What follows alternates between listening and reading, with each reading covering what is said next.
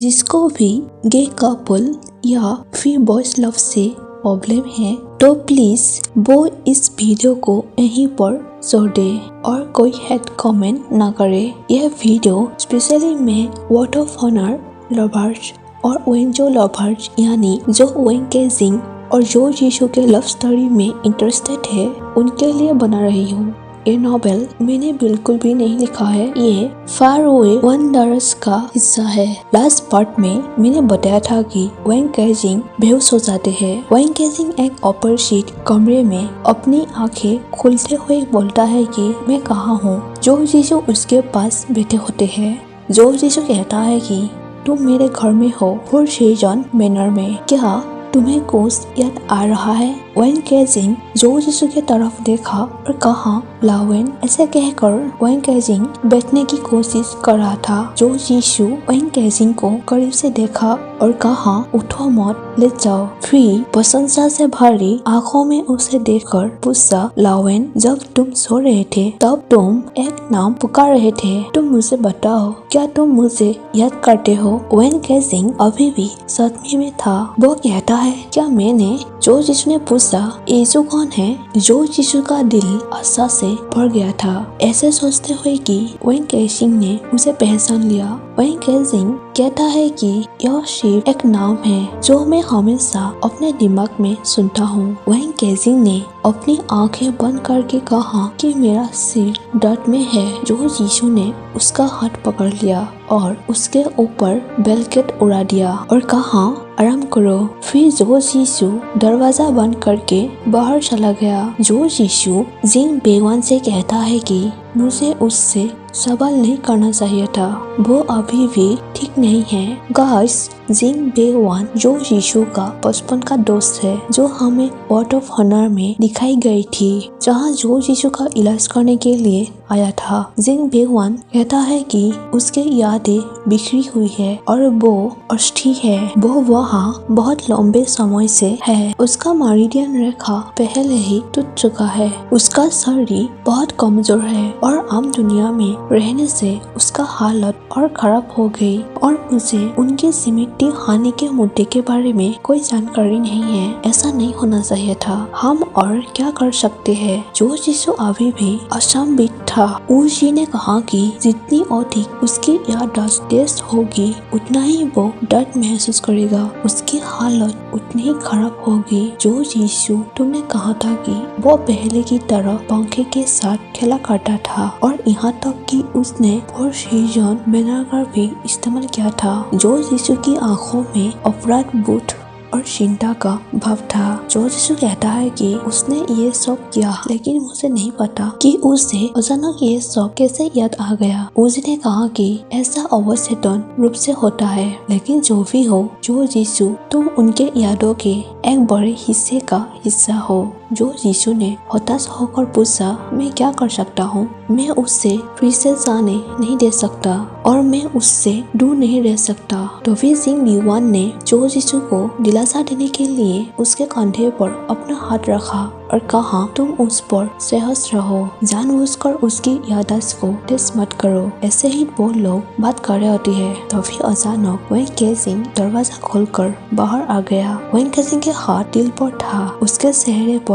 आंसू था और उसके होठों पर खून लगा था। वेन केजिंग रोते हुए चिल्लाते हैं एजांग के नाम लेकर। जो यीशु उसे शांत करने की कोशिश की पर वेन केजिंग ने उसे धक्का मार दिया। उसने किसी को भी नहीं पहचाना और कोई शब्द नहीं सुना, फिर भी एजांग के लिए चिल्लाता रहा। जो यीशु ने एक बार फिर अपने लवर के दिल को टूटते हुए देखकर उसका दिल उसके साथ बिखर गया। जिंग बेवान, ऊजी और जो यीशु तीनों उसे रोक नहीं पाया। ऊजी ने जबरदस्त उसे एक गोली खिलाई और उसे सुला दिया। जो यीशु बहुत ही रोने लगते हैं। उसने वेन केजिंग के गालों से अपने आंसू पूछा क्योंकि वो उसके चेहरे पर टपक रहे थे। उसने उसे अपने दिल में कसकर गले लगा लिया और चीख कर रोया। जो यीशु अब और मजबूत होने का दिखावा नहीं कर सकता था। जो उसने अभी देखा था उसके बाद जो जीसू का दिल बिखर गया था। अपने सोलमेट को इतने दर्द में देखने के बाद जो जीसू बहुत ही दुखी हो गया था। जो जीसू रोते हुए जिंग बेवान और उसी से कहता है कि मुझे अकेला छोड़ दो, मुझे उससे सोते समय पकड़ने दो।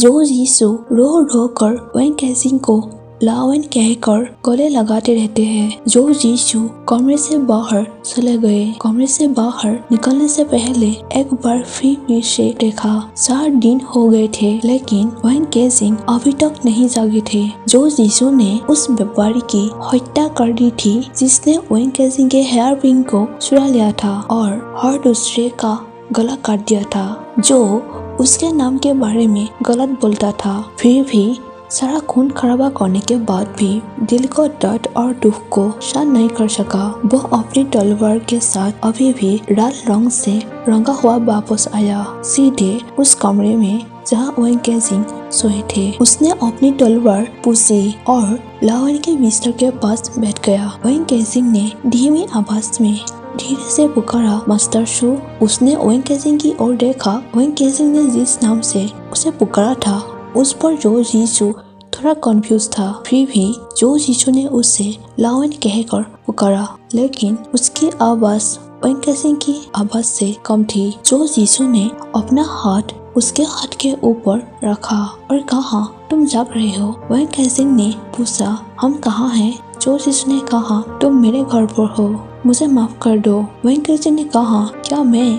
क्यों? ऐसे पूछने के बाद वेन केजिंग बिस्तर के बगल में पानी तक पहुंचने की कोशिश की और कहा, मैं प्यासा हूँ। जो जीसू ने जल्दी से उसे पानी पीने के लिए देते हुए प्यार से कहा, धीरे धीरे पियो। वेन केजिंग ने कुछ बूंदों को पिया और खांसा। उसने अपना मुंह पूछा और कमरे के चारों ओर देखा। फिर जो जीसू को देखा और पूछा, क्या मैं बेहोश हो गया था? वेन केजिंग शांत लग रहा था। कुछ दिन पहले जिस तरह से उसने बर्ताव किया था उससे बहुत अलग लग रहा था। जो जीसू पूछता है कि लावेन, क्या तुम्हें कुछ भी याद नहीं है? वेन केजिंग लेट गई, छत की ओर देखते हुए। जो जीसू उसके करीब झुक गया। वेन केजिंग कहता है कि तुम्हारा क्या मतलब है? मैं लोगों को परेशान करता हूँ इसलिए लोग मुझे पागल समझते हैं। वो लोग सही है, मैं एक पागल और अस्थिर व्यक्ति हूँ। ऐसे कहने के बाद वेन केजिंग की आँख के कोने से एक आंसू गिरा और जो जीसू ने उसे पूछ दिया। वेन केजिंग कहता है कि मैंने तुम्हें बहुत परेशान किया है, तुम्हें मुझे जाने देना चाहिए। वेन केजिंग के बातों से जो जीसू का दिल फिर से टूट गया। जो जीसू कहता है कि लावेन, मुझे फिर कभी सोने के बारे में मत सोचो। वेन केजिंग फिर से कहता है कि मुझे नहीं पता कि तुम मेरी परवाह क्यों करते हो और मेरे बारे में बहुत सोचते हो, लेकिन मैं तुम्हारी दयालुता के लिए बहुत आभारी हूँ। मैं अब तुम्हें परेशान नहीं कर सकता। जो जीसू ने अपना हाथ वेन केजिंग के चेहरे के बगल में से नहीं हटाया और उसे कहा, तुम ये सब क्यों कह रहे हो? मैं तुम्हें जाने नहीं दूंगा। मुझसे मत पूछो क्यों, मैंने तुम्हें सब कुछ दे दिया है। तुम अब भी क्यों मुझे छोड़ना चाहते हो? वेन केजिंग के शब्दों से उन्हें बहुत आहत किया लेकिन वो दोष उस पर नहीं डाल सकते थे। जो जीसू चाहता था कि वेन केजिंग उस पर भरोसा करे और उसे अपना विश्वास हासिल करने की जरूरत थी ताकि वो उसकी मदद कर सके और आराम से रहते हुए उसे अपने पास रख सके। वेन केजिंग कहता है कि मैं अचानक बाहर निकल जाता हूँ और हर बार दूसरी जगह पर जग जाता हूँ। लोग कहते थे कि मैं रात को बाहर जाकर चिल्लाता हूँ लेकिन मुझे वो कभी याद नहीं रहता है। ऐसे कहने के बाद वेन केजिंग ने अपना चेहरा जो जीसू की ओर कर दिया और उसका गाल जो जीसू के हाथ से लग गया। फिर वेन केजिंग कहता है कि मैं सबको परेशान करता रहता हूँ। ऐसे कहकर वेन केजिंग ने अपनी आंखें बंद कर ली और उसके आंखों से आंसू बहने लगा। फिर वेन केजिंग ने कहा, तुम्हें शायद मुझ पर विश्वास नहीं है, मुझे खुद पर भी विश्वास नहीं है। जो जीसू ने अपने सोलमेट की पीड़ा के लिए दर्द और सहानुभूति दोनों महसूस की। जो जीसू ने धीरे से कहा, मुझे बताओ तुम्हें क्या याद है? वेन केजिंग ने जो जीसू की आंखों में ईमानदारी से देखकर कहता है कि आखिरी बात मुझे याद है जब मैंने जंगल में तुम पर शक किया था। मुझे लगा कि तुम मुझे नुकसान पहुंचाना चाहते हो। जो यीशु ने कहा बस इतना ही। उसके बातें सुनकर जो यीशु दुखी और खुश दोनों था, क्योंकि वेन केजिंग को याद नहीं था कि उस दिन क्या हुआ था। वेन केजिंग ने कहा कि मैं तुम पर संदेह करने के लिए क्षमा चाहता हूँ। मुझे हर तरह से नुकसान पहुंचाने वाले लोगों की आदत हो गई है। मैं सबसे बुरा सोचता हूँ। जो यीशु ने वेन केजिंग के चेहरे पर अपनी हथेली रख दी और कहा, क्या तुम मुझे विश्वास कर सकते हो? वेन केजिंग ने जो यीशु की हथेली के करीब झुक गया और मुस्कुराते हुए कहा कि तुमने मुझे बचाया, मुझे खिलाया और मुझे रहने के लिए जगह दिया। मुझे तुम पर शक था, लेकिन तुमने फिर भी अपने घर में मेरा स्वागत किया और मेरी देखभाल की। तुम पर भरोसा हो गया है मेरा। दोनों एक दूसरे के हाथ पकड़ लिया और एक दूसरे के आंखों में देखकर मुस्कुराया। आज का पार्ट मैं यहीं पर खत्म कर देती हूँ। चलो बताना आप लोग को आज का पार्ट कैसे लगी और मेरे चैनल को सब्सक्राइब करना मत भूलिए। Thank you for watching my video. Bye bye.